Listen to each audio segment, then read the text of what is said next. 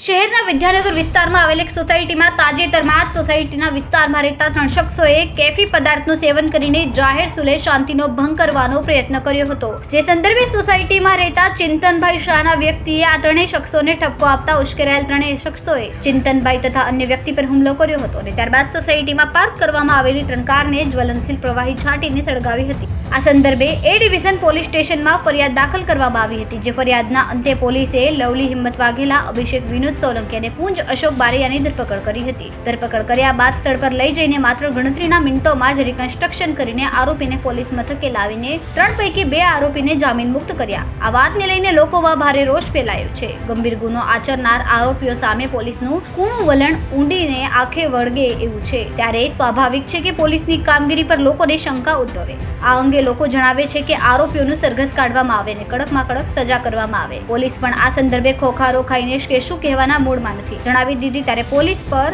કોઈ રાજકીય પ્રેશર છે? લઘુમતી સમાજમાંથી આરોપી આવતા હોવાના કારણે અન્ય પછી કોઈ કારણે આ બાબત હજુ સ્પષ્ટ થઈ શકી નથી। ત્યારે પોલીસ આ અંગે પોતાનો દમ બતાવે એવી લોકમાંગ પ્રબળ બની છે।